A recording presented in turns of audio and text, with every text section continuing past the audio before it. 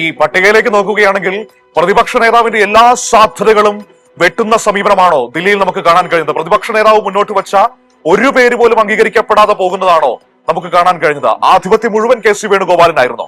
തീർച്ചയായും അങ്ങനെ തന്നെ പറയേണ്ടി വരും. പ്രതിപക്ഷ നേതാവ് എല്ലാ കാലത്തും കോൺഗ്രസിനെ നയിക്കുന്നയാള് എന്ന് പറയുന്നത് ആ കാലത്ത് UDFന്റെ ചെയർമാനായിട്ടുള്ള പ്രതിപക്ഷ നേതാവാണ്. അദ്ദേഹത്തിന് വലിയൊരു അതിന്റെ സ്ഥാനാർത്ഥി നിർണയത്തുമായി ബന്ധപ്പെട്ടുണ്ടാവും. അദ്ദേഹം തെരഞ്ഞെടുപ്പിൽ വിജയിക്കാനും അദ്ദേഹത്തിനൊപ്പം തെരഞ്ഞെടുപ്പിൽ വിജയിച്ചു വന്നാൽ കൈ ഉയർത്താൻ കണക്കാക്കിയിട്ടുള്ള MLA വിജയിച്ചു വരിക എന്നുള്ളത് എല്ലാ കാലത്തും കോൺഗ്രസിനുള്ളത്.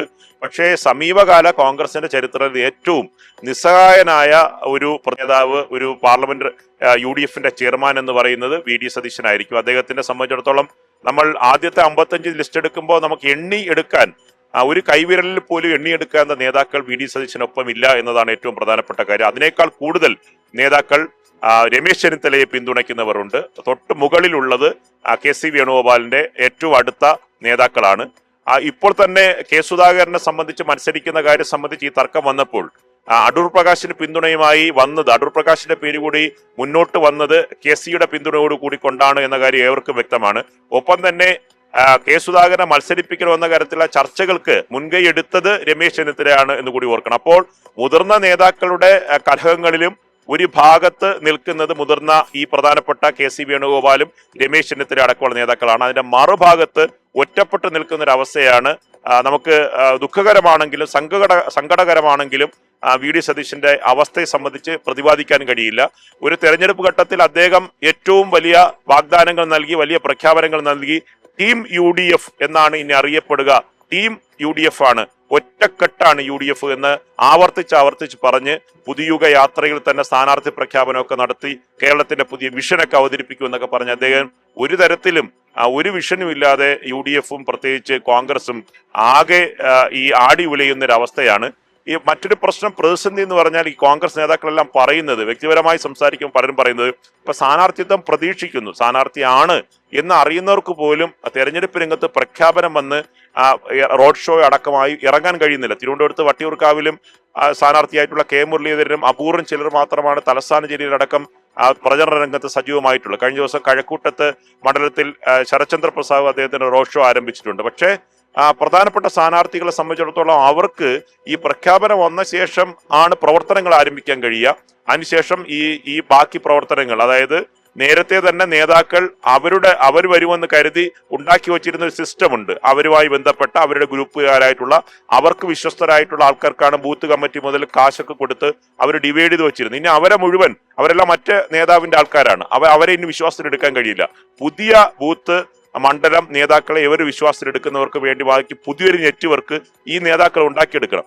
അത് കഴിഞ്ഞ ശേഷം തെരഞ്ഞെടുപ്പിന്റെ പ്രചരണം ആരംഭിക്കണം. റോഡ് ഷോ മുതൽ ആരംഭിച്ച് പര്യടനം വരെ, സ്ഥാനാർത്ഥി പര്യടനം വരെയുള്ള ദീർഘമായിട്ടുള്ള ഒരു കടമ്പയുണ്ട്. ആ കടമ്പകളൊന്നും ഇനി കടക്കാൻ കോൺഗ്രസിന്റെ സ്ഥാനാർത്ഥികൾക്ക് ഇനി ചുരുങ്ങിയ സമയം കൊണ്ട് കഴിയുമോ എന്നതാണ്.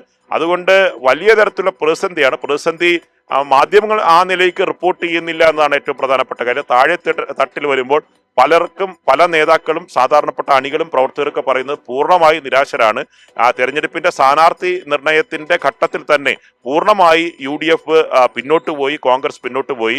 LDF സംബന്ധിച്ചിടത്തോളം ഇലക്ഷൻ കമ്മീഷന്റെ തെരഞ്ഞെടുപ്പ് പ്രഖ്യാപനം വന്ന് തൊട്ട് ഒരു മണിക്കൂർ പോലും തികയാതെ അരമണിക്കൂറിനുള്ളിൽ CPI പെട്ടെന്ന് CPM അതിന് പിന്നാലെ ഘടകകക്ഷികളൊക്കെ പ്രഖ്യാപിച്ച് അവർ റോഡ് ഷോ അവിടെ നിന്ന് തന്നെ AK സെന്ററിൽ നിന്ന് തന്നെ ആരംഭിച്ച റോഡ് ഷോ അതൊരു ചെയിനായി, നെറ്റ്വർക്കായി സ്ഥാനാർത്ഥി പര്യടനത്തിലേക്ക് പോവുകയാണ്. കൺവെൻഷനുകൾ എല്ലാ മണ്ഡല കൺവെൻഷനുകളിലേക്കും ഭാഗികമായി ഏകദേശം വരുന്ന 50% കടന്നു കഴിഞ്ഞു. അത് കഴിഞ്ഞ് താഴെത്തട്ടിലുള്ള കൺവെൻഷൻ, പഞ്ചായത്തിലെ കൺവെൻഷൻ പൂർത്തിയാക്കി സ്ഥാനാർത്ഥി പര്യടനം അടുത്ത ഘട്ടങ്ങളിലേക്ക് 2-3 ദിവസങ്ങൾക്കകം LDFന്റെ സ്ഥാനാർത്ഥികൾ പോവുകയാണ്. അപ്പോൾ ഈ പ്രതിസന്ധി മറികടക്കാൻ ഇനി കോൺഗ്രസിന് മറ്റു വഴികളില്ല. കോൺഗ്രസിന് ഇപ്പോൾ രണ്ടും കൽപ്പിച്ച് പ്രഖ്യാപിച്ചേ പറ്റൂ.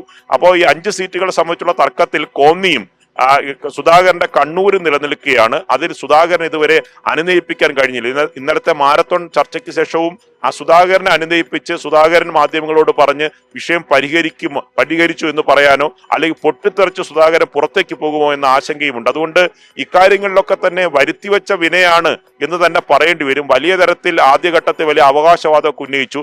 സാധാരണ മുമ്പ് ഉമ്മൻചാണ്ടിയുടെയും രമേശ് ചെന്നിത്തലയുടെയും AK ആന്റണിയുടെയും കാലത്ത്, കെ കരുണാകരന്റെ കാലത്ത് പോലെ ഒരു സംഘർഷവുമില്ല. കോൺഗ്രസ് നടത്തുന്നത് ടീം UDF ആണ് എന്നൊക്കെ VD സതീശൻ വലിയ തരത്തിലുള്ള നടത്തിയ അവകാശവാദങ്ങൾ ഓരോന്നോരോന്നായി പൊളിഞ്ഞതാണ് ആ സംഘർഷം കൂടുതൽ വർദ്ധിക്കാൻ കാരണം. ആദ്യഘട്ടത്തിൽ തന്നെ പ്രഖ്യാപിച്ചിരുന്നുവെങ്കിൽ ബാക്കി തർക്കങ്ങളുള്ള സ്ഥലം പരിഹരിച്ചാൽ മതിയായിരുന്നു. പക്ഷേ ഒന്നിച്ച് പ്രഖ്യാപിക്കണമെന്നും ഒരു തരത്തിലുള്ള പ്രശ്നങ്ങൾ ഉണ്ടാകരുതെന്നൊക്കെ ആദ്യം VD സതീശൻ ഉണ്ടാക്കിയ അവകാശവാദങ്ങളാണ് പ്രശ്നങ്ങൾ ഉണ്ടാക്കിയത്. സുധാകരനുമായി ആദ്യഘട്ടത്തിൽ സെറ്റിൽ ചെയ്യാൻ തയ്യാറായില്ല. MP-മാർ മത്സരിക്കരുത് എന്ന ആ തീരുമാനം നടപ്പിലാക്കണമെന്ന വാശി അവസാന നിമിഷം വരെ VD സതീശൻ മുന്നോട്ട് വെച്ചതും അത് ഒരു കാരണവശാലും പിന്നോട്ട് പോകാതെ അടൂർ പ്രകാശും K സുധാകരൻ നിൽക്കുന്നതൊക്കെയാണ് വലിയ പ്രതിസന്ധി. ഈ പ്രതിസന്ധിക്കിടയിലും ഇന്ന് 30ഓളം സീറ്റുകൾ പ്രഖ്യാപിക്കും. 30-35 സീറ്റുകൾ പ്രഖ്യാപിക്കുക. ആകെ 40 സീറ്റുകളാണ് കോൺഗ്രസിനെ സംബന്ധിച്ചിടത്തോളം ഏറ്റവും നിർണായകമായി ഇനി പ്രഖ്യാപിക്കാനുള്ളത്. അതിൽ 5 സീറ്റിന്റെ കാര്യത്തിൽ വലിയ തരത്തിലുള്ള തർക്കമാണ് നിലനിൽക്കുന്നത്. അതിന്റെ പ്രഖ്യാപനം വരുമ്പോഴേക്കും കലങ്ങി മറിയുന്ന ഒരു അന്തരീക്ഷത്തിലേക്ക് UDF-ഉം കോൺഗ്രസും പോകുമെന്ന് തന്നെയാണ് ലഭിക്കുന്ന സൂചനകൾ. മനു. ശരി, ഓക്കെ, താങ്ക് യു നിർമ്മൻ. നിർമ്മനാണ് ഈ വിവരങ്ങൾ നമുക്ക് സമഗ്രമായി തിരുവനന്തപുരത്ത് നിന്ന് പങ്കുവച്ചത്.